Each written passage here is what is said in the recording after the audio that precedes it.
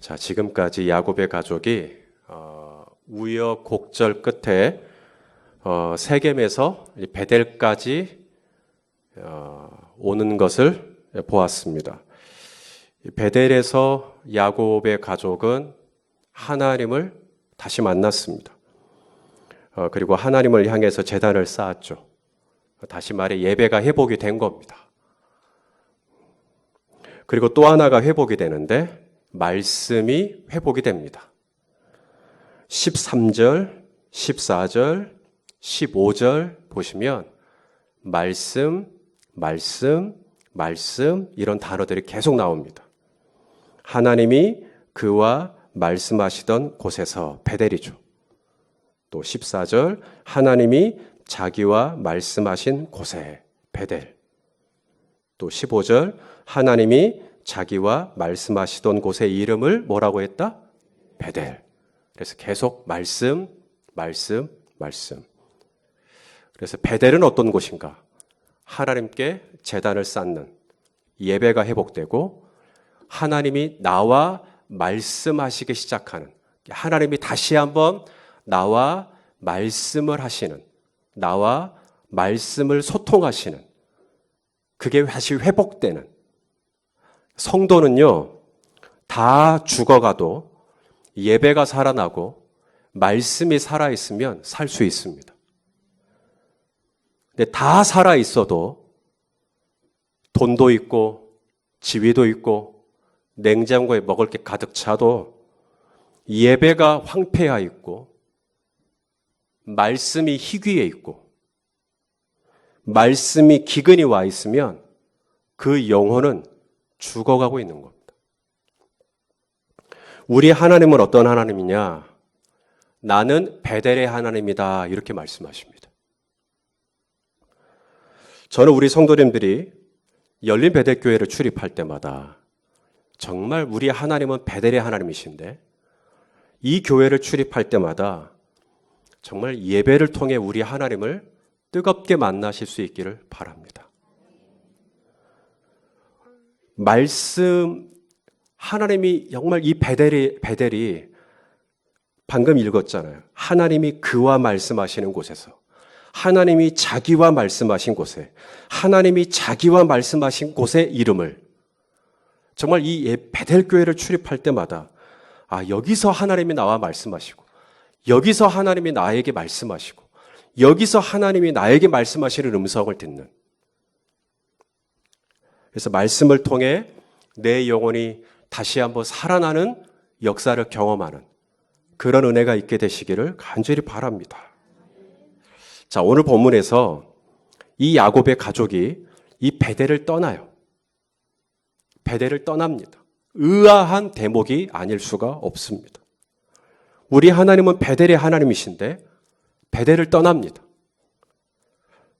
세겜에서 이 베델까지 어떻게 왔는데, 밧단 아람에서 베델까지 무려 800km가 넘는 그 험한 길을 어떻게 왔는데 이 베델을 떠나 또 어디로 간단 말입니까? 오늘 본문에는 나오지는 않지만 저쪽 뒤에 27절을 보시면 야곱의 가족이 어디로 가냐면 기럇 아르바, 헤브론까지 가는 것을 보게 됩니다. 이삭이 거기 있어요. 아브라함의 아들 이삭이 있는 헤브론까지 가는 것을 보게 됩니다. 자, 27절을 같이 보시죠. 시작.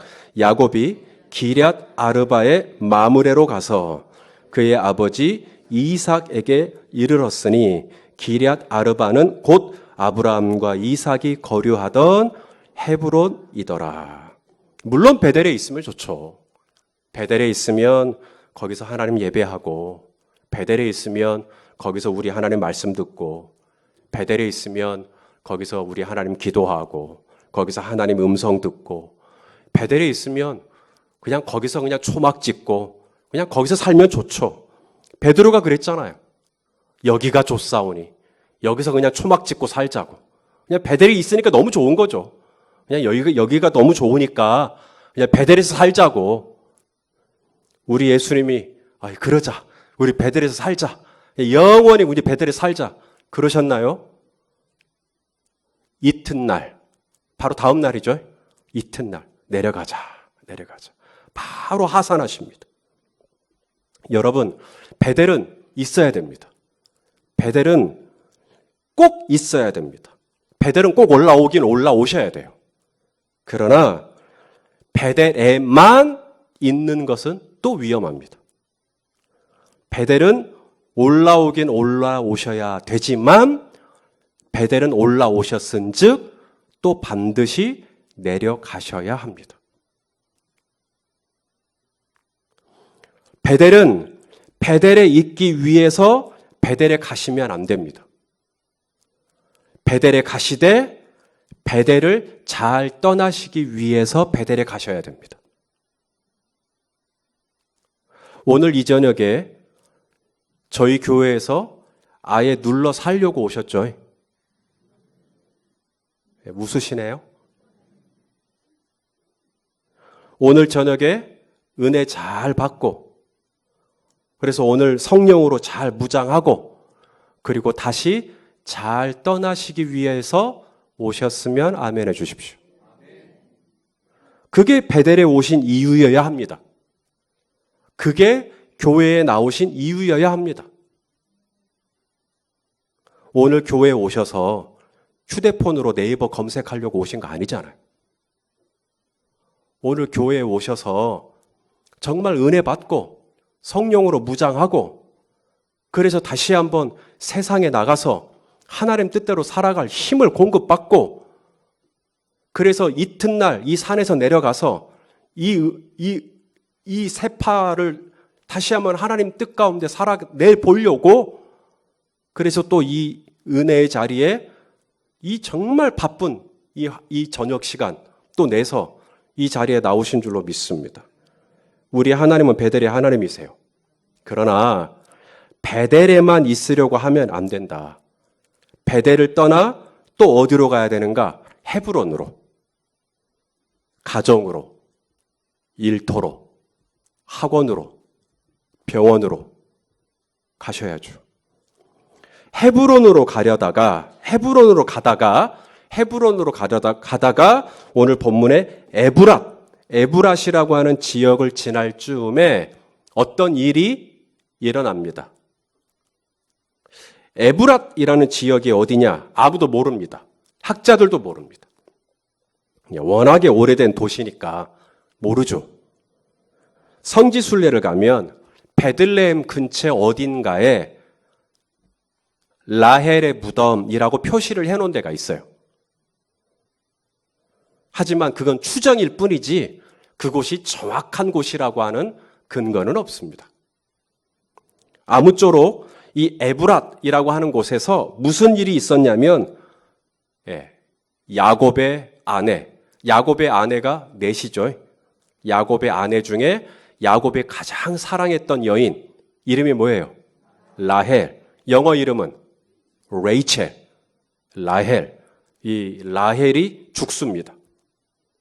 어쩌다 죽게 되죠? 야곱의 12번째 아들, 막내 아들, 마지막 아들 베냐민을 낳다가 죽게 됩니다. 어쩌면 노산이었을 거예요. 그렇죠? 마지막 12번째 노산. 노산인데다가 또 난산입니다. 난산. 오늘 본문에 보니까 난산이라는 단어가 또 나오네요. 당시는 지금처럼 의술이 발달한 시대가 아니기 때문에 여인들이 아이를 낳다가 출혈이 멈추질 않아서 많이 죽기도 했다고 합니다.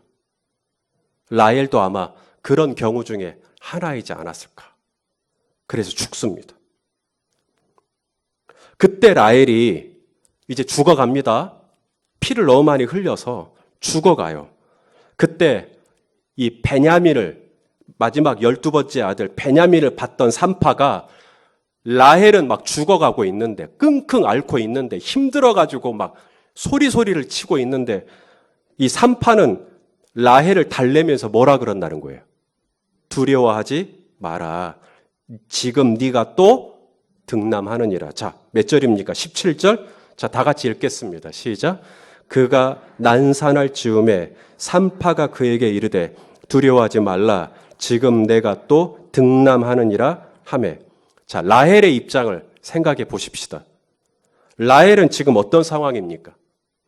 세상에 지금 이보다 더 힘들고, 지금 이보다 더 아프고, 지금 이보다 더 고통스러운 상황은 없습니다. 맞습니까? 그런데 산파는 지금 라헬더로 뭐라고 그래요? 두려워하지 말라. 히브리어로 야레라고 말합니다. 이건 무섭다는 이야기예요. 무섭다. 두렵다. 이것은 지금 라헬이 실제로 경험하고 있는 감정적인 상황입니다. 지금 베냐민을 낳고 있지만, 생명을 잉태하고 있지만 죽음의 공포를 지금 느끼고 있잖아요. 나 이러다 죽겠구나. 나 이러다 진짜 죽겠구나. 당연히 두렵지 않겠어요? 지금 12번째 내 남편의 아기를 본다라는 기쁨도 물론 있겠지만, 내가 이제 죽겠다. 내가 지금 죽을 것 같다. 이 두려움이 있는 거죠. 나 지금 진짜 죽을 것 같거든요. 죽을 것 같은데, 두려운데, 산파는 자꾸 죽을 것 같은 나에게 뭐라고 그래요? 두려워하지 말라. 너 지금 등남하고 있다. 아들 낳고 있다. 라고 얘기를 하는 겁니다. 라헬이 베델이라고 하는 곳에 있을 때, 방금 전에 베델이 있었잖아요. 베델이라는 곳에 있을 때 너무 좋았어요. 거기서 예배하고, 거기서 기도하고, 거기서 찬양하고, 거기서 너무 좋았어요. 하나님이 거기서 라헬에게 막 약속하셨잖아요. 네 허리에서 낳은 아들들이 왕이 될 거다. 그리고 네가 밟은 이 땅, 가나안 땅을 내가 너에게 막 줄 거다. 막 하나님이 막 약속하시고, 얼마나 좋았어요. 세켐을 떠나올 때 이 시므온하고 레위가 세켐에 있는 남자들 다 죽여버리고, 그래서 이 가나안에 있는 7 족속이 군대를 모집해서 이 야곱의 가족을 죽이겠다고 덤벼들면 이제 야곱의 가족은 꼼짝없이 망하는 건데, 하나님께서 놀랍게 이 가나안 땅의 사명 고울로 하여금 크게 두렵게 하셔서 이 야곱의 가족을 지키시고 베델까지 무사히 오게 하시는 이 엄청난 은혜를 경험하게 하시는 이 라헬은 하나님의 이 보호하심, 하나님의 이 지켜주심을 너무나 생생하게 체험했어요. 이때 야곱이 이 라헬에게 뭐라 그랬냐면, 우리 세켐을 떠날 때, 베델로 올라갈 때 이방 신상 다 버리자 그래요. 이방 신상 다 버리자. 그런데 이 라헬이 이 밧단 아람 아버지 라반이죠. 떠나올 때 뭘 훔쳤냐면, 아버지 라반이 집안의 수호신으로 섬기던 뭘 훔치죠? 드라빔을 훔쳤었어요. 나중에 이 라반이 드라빔 찾겠다고 막 야곱을 추격했을 때도 라헬이 필사적으로 이걸 숨기죠. 나중에 이 세켐에서 베델로 갈 때 야곱이 이방 신상 다 정리하자고 그래요. 그랬을 때 라헬이 그렇게 숨겼던 이 드라빔을 내놓습니다. 그리고 그 다 정리하죠. 그리고 하나님께서 이 야곱의 가정을 이 가나안의 이 군대로부터 지켜주시는 이 엄청난 은혜를 경험하게 됩니다. 그리고 베델에서 하나님이 기름 부으시고, 그리고 내가 너의 허리로부터 나오는 모든 아들들이 이제 앞으로 왕이 되게 할 거고, 내가 이 땅을 너와 네 후손이 다 줄 거고, 막 이런 약속들을. 그러니까 이 라헬의 입장에서는 베델은 정말 떠나고 싶지 않은, 베델은 너무너무 안락한, 베델은 나에게는 요람과 같은, 베델은 나에게는 그냥 피난처와 같은, 그냥 꿈만 같은, 환상적인, 천국과 같은. 그런데 이 베델을 떠나는 순간 라헬이 뭘 경험하냐면 이제 산고를 경험하는 거예요. 산고를. 베냐민을 낳는데 출혈이 멈추지가 않아요. 죽을 것 같은 거예요. 너무너무 힘들어요.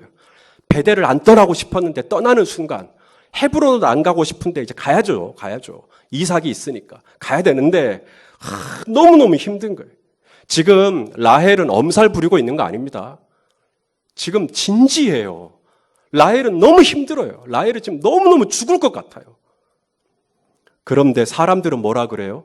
두려워하지 말라. 너 지금 득남하려고 하는 거야. 너 지금 아들 낳으려고 그러는 거야. 너 지금 잘 되려고 그러는 거야. 앞으로 너 좋은 일 있으려고 그러는 거야. 나는 지금 죽겠는데 사람들은 뭐라 그러냐면 앞으로 당신에게 좋은 일 있으려고 그러는 것 같다고. 나는 지금 죽겠는데, 나는 지금 숨이 꼴딱꼴딱 넘어가는데, 당신 지금 득남하려고 그런다고. 당신 좋은 일 있으려고 그런 것 같다고. 나는 지금 죽겠는데. 제 주변에 목사님들이 참 많아요. 그런데 대개는 좀 넉넉하지가 않아요. 미자립교회 목사님들이 대부분이세요. 그렇다 보니까 제 안에 많은 건 아니지만 조금 어려움이 좀 있어요. 어떤 거냐면 이분들은 저한테 이런저런 어려움들을 이야기하셔요. 이게 어렵다, 저게 어렵다. 그러면 저도 같이 듣죠. 그렇게 어렵겠다고. 근데 정작 저는 어려움을 얘기를 잘 못하겠어요. 왠지 아시겠죠? 제가 현재 뭐가 어렵다고 얘기를 해버리면 이분들은 제가 어렵다고 말하는 그 내용조차도 부러워요. 그분들은. 제가 어렵다고 말하는 내용조차도 이분들은 나도 그런 것 때문에 고민해봤으면 좋겠다고 그래요. 이분들은. 그러니까 제 고민을 얘기를 못하는 거예요. 이분들의 고민은 제가 다 들어줄 수 있어요.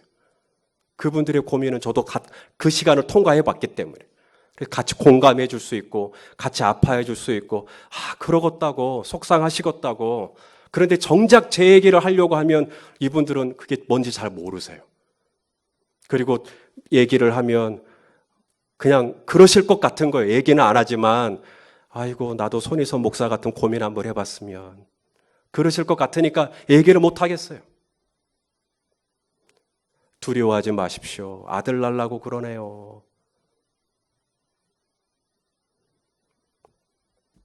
우리 성도님들도 그럴 것 같아요. 목장 모임 가서. 나는 지금 이 문제가 너무 힘든데 그래서 그 문제를 목장 모임 가서 나누고 싶은데 혹시 내가 이 문제를 나누면 혹 다른 지체들에게는 혹시 내가 나누는 이 문제가 그 지체가 볼 때는 혹시 누가 될까 봐. 그래서 못 나눌 수도 있겠구나라는 생각이 좀 들어요. 나는 이 문제가 정말 힘들어서 나누는 거지만 다른 지체가 내가 나누는 이 내용을 듣고 실족하지는 않을까 싶어갖고. 이야, 나도 좀 아들 한번 낳았으면. 아이고, 두려워하지 마세요. 당신 그래도 아들 낳으려고 그러는 거잖아요. 나도 아들 좀 있었으면 좋겠네. 베델을 떠나 헤브론으로 가는 여정이에요. 100% 공감받고, 100% 이해받고, 100% 지지받고, 100% 다 나 좋아하고, 그런 세상이면 뭐가 성가시겠어요? 오늘 라헬하고 삼파는 동상이몽이에요. 라헬은 죽겠다고 하는데 삼파는 그저 라헬의 부러울 따름이에요. 라헬은 너무너무 힘든데 삼파는 라헬한테 두려워하지 마세요. 당신 지금 잘 되고 있어요 라고 말할 뿐이에요. 라헬의 입장과 삼파의 입장이 완전히 달라요. 라헬은 힘든데 삼파는 라헬의 힘듦을 전혀 이해를 못해요. 라헬은 곧 죽게 생겼는데 삼파는 라헬이 왜 그렇게 힘들어하는지 도무지 이해를 못해요. 너무나 입장이 다르고 너무나 시각이 다르고 너무나 해석이 다르고 너무나 바라보는 관점이 달라요. 여러분 이럴 때 어떻게 해야 될까요? 100% 지지받지 못하고 100% 공감받지 못하고 그래서 난 너무 외롭고 그래서 난 너무 답답하고 그래서 난 너무 힘들고 그래서 어디 가서 막 소리 한번 치고 싶고 이럴 때 조심해야 할 거. 입조심. 오늘 라헬이 놓친 거 입조심 못했어요. 오늘 이 라헬이 베냐민을 낳고 이 베냐민을 향해서 뭐라 그러냐면 베노니라고 얘기해버렸어요. 자기 자식한테 베노니라고 얘기를 해버렸어요. 베노니가 뭔가 자 보시죠. 18절입니다. 18절 읽어보겠습니다. 시작. 그가 죽게 되어 그의 혼이 떠나려 할 때 아들의 이름을 베노니라 불렀으나 그의 아버지는 그를 베냐민이라 불렀더라. 자, 라헬이 베냐민을 뭐라고 불렀다고요? 처음에 베노니 이렇게 베노니.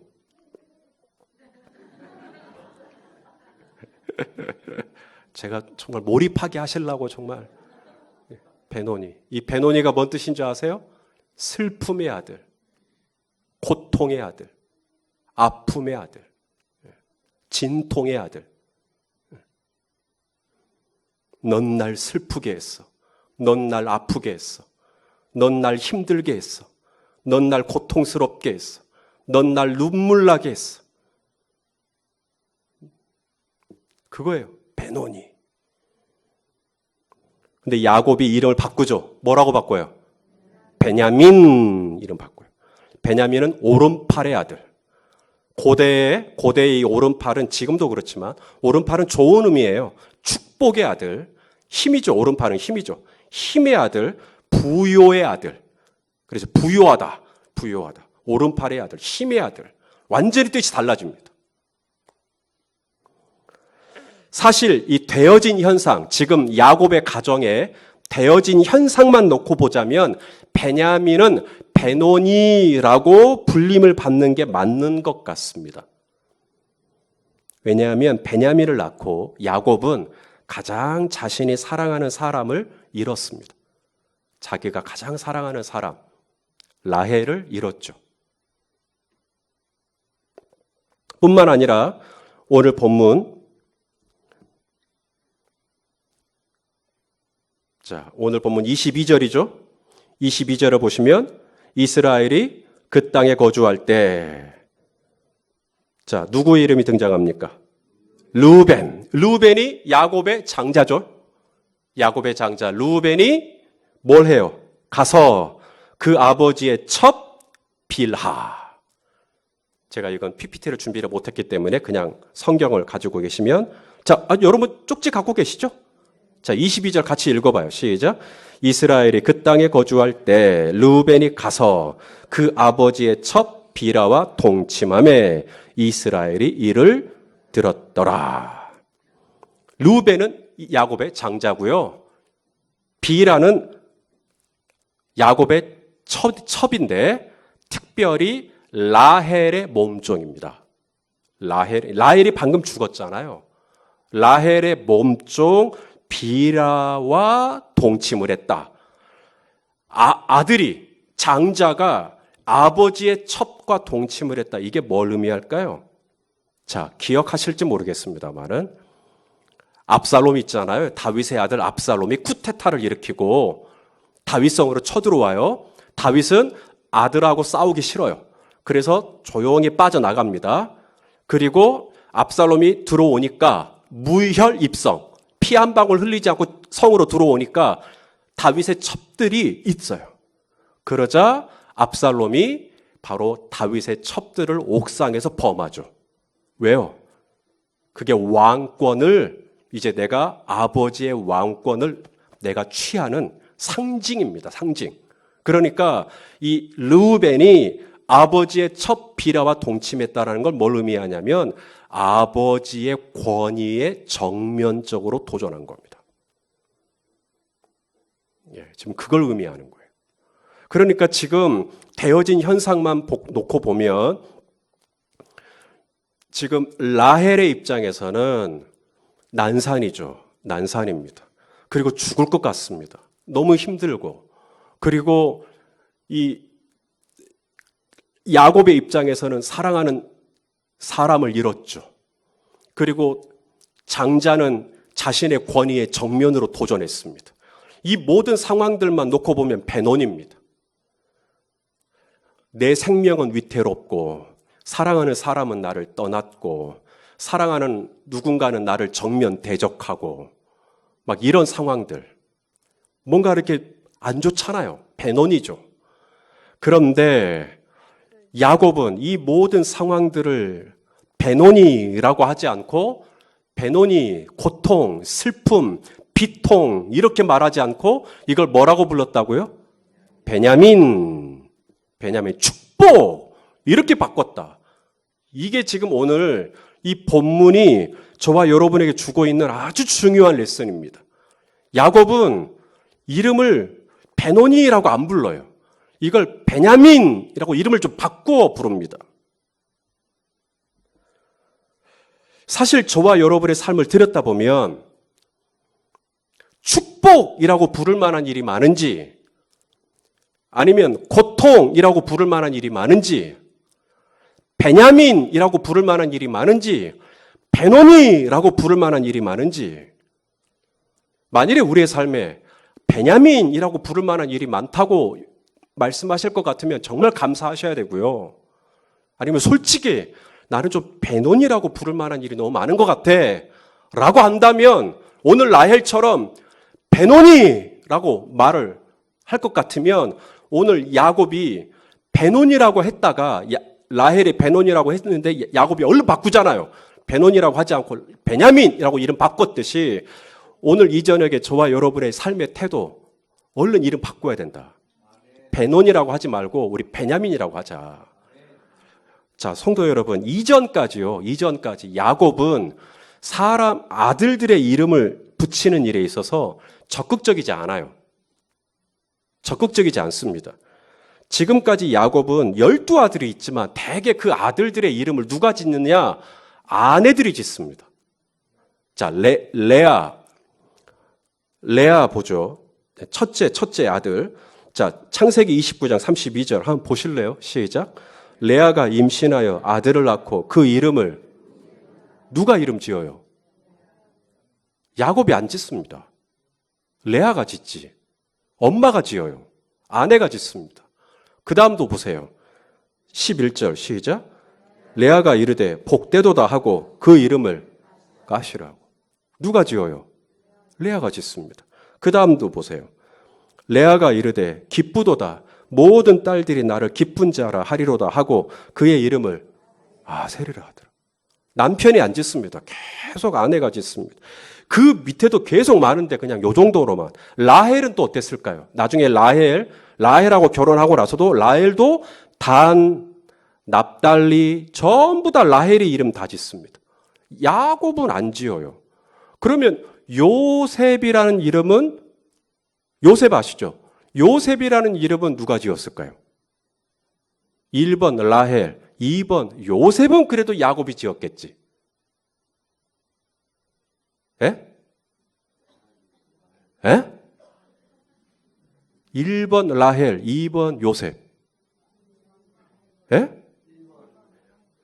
힌트 중께는 요셉이라는 이름도 라헬이 짓습니다.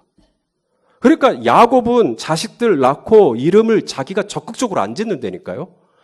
야곱이 그 이름을 적극적으로 개입해서 바꾼 이름 딱 하나 있는데 베냐민입니다.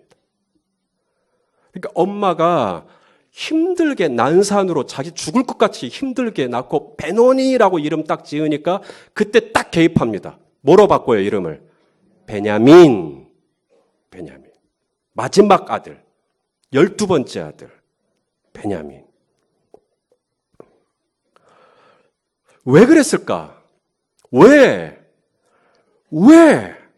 오늘만큼은 야곱이 개입했을까? 이전까지는 그렇게 내 아내들에게 이름 지으라고 다 그래놓고 왜 오늘만큼은 야곱이 개입했을까? 어떻게 됐을까? 자, 오늘 본문을 여러분 읽으시면서 특징이 좀 하나 보이셨는지 모르겠네요. 자, 20절을 보시면 오늘 본문 20절을 보시면 20절까지는 야곱이에요. 근데 21절부터 보시면 이스라엘이, 22절도 보시면 이스라엘이, 야곱이라는 이름이 갑자기 이스라엘로 바뀌죠. 왜냐하면 하나님이 지난주에 우리가 보았던 본문인데 하나님이 뭐라 그랬냐면 내가 다시는 너를 야곱이라고 하지 않겠다. 이제는 내가 너를 뭐라고 부르겠다? 이스라엘이라고 부르겠다라고 말씀하십니다. 원래는 야곱의 이름이 뭐예요? 야곱이죠. 야곱이죠. 속이는 자. 그렇죠? 그러니까 누군가를 고통스럽게 하는 이름이었어요. 참 부끄러운 이름이었죠. 우리 주변에도 보면 이름만 놓고 보면 참 부끄러운 이름이 있을 수 있거든요. 제가 거론하기 부끄러운 이름이 있을 수 있어요. 있을 수 있어요. 그런데 야곱, 부끄러운 이름이죠. 그런데 그 이름을 하나님이 뭐로 바꿔주시냐면 이스라엘.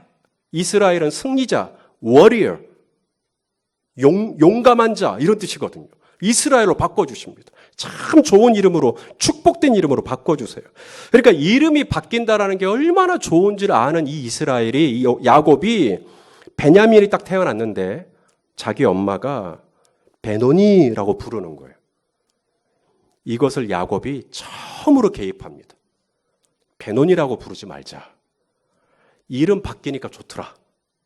그래서 베노니라고 하지 말고 처음으로 아버지로서, 가장으로서 베노니라고 하지 말고 이름을 뭐로 바꿉니까? 베냐민. 그래서 슬픔, 고통, 비통, 아픔, 이 이름을 뭐로 바꿔버려요? 축복, 힘, 부요함, 잘됨, 번영 이런 뜻이 있는 베냐민으로 확 바꿔버립니다. 오늘 본문 말씀이 저와 여러분에게 주는 교훈이 있어요. 우리가 가는 이 가나안의 여정, 베델을 떠나 헤브론으로 가는 여정, 다 이해받지 못하고 다 공감받지 못하는, 때로는 억울하기도 하고 때로는 답답한 시간들을 보내기도 하는, 나는 너무 힘든데 상대방은 나한테 잘 되고 있다고 말하는, 나는 지금 너무 힘든데 아내는 내 속을 몰라주는, 나는 지금 죽을 것 같은데 부모는 내 속을 몰라주는, 나는 지금 돌아버릴 것 같은데 목사님은 내 속을 몰라주는, 나는 지금 억장이 무너져 내리는데 아무도 내 속을 몰라주는, 산파는 내 마음을 몰라주는 이런 세상. 이럴 때 우리는 이렇게 말하죠. 이 베노니 같은 세상, 이 베노니 같은 직장, 이 베노니 같은 교회, 이 베노니 같은 배우자, 이 베노니 같은 자식들, 이 베노니 같은 교회, 이 베노니 같은 세상. 자, 이때 야곱이 개입합니다. 야곱은 베노니를 바꿔버리죠. 똑같은 베노니라고 말할 수 있는 상황인데 야곱은 이름을 뭐라고 부릅니까? 이제는 베냐민이라고 부릅니다. 베냐민이라고 바꿔요. 슬픔이 아니라 축복이고, 원망이 아니라 감사고, 고통이 아니라 축복이며, 약함이 아니라 강함이고, 부끄러움이 아니라 자랑이고, 수치가 아니라 하나님이 나에게 주시는 은혜라고 바꿔버립니다. 사랑하는 여러분, 이름을 좀 바꿉시다. 자세를 좀 바꾸고, 관점을 좀 바꾸고, 내가 뭐라고 생각할 것인가? 내가 뭐라고 부를 것인가? 내가 이 사건을 어떻게 받아들일 것인가? 내가 이 사건을 어떻게 생각할 것인가? 내가 이 사건을 어떻게 풀어야 될 것인가? 나도 똑같이 베논이라고 할 것인가? 아니면 내가 이 사건을 베냐민으로 받아들일 것인가? 오늘 야곱을 이스라엘로 불러주신 하나님, 그 은혜를 맛본 자가 베노니를 베냐민으로 바꿨듯이 저와 여러분도 그 은혜를 맛본 자라면 마땅히 저와 여러분의 삶에 베노니로 찾아오는 사건들을 베냐민으로 바꿔 부르는 그런 은혜가 있기를 바랍니다. 그래서 정말로 내 삶이 베노니와 같은 담즙과 씀즙 같은 그런 일들이지만 이것이 정말 베냐민과 같은 놀라운 축복으로 바뀌는 그런 은혜로 새롭게 재해석되는 그런 은혜가 있기를 주님의 이름으로 간절히 축원합니다.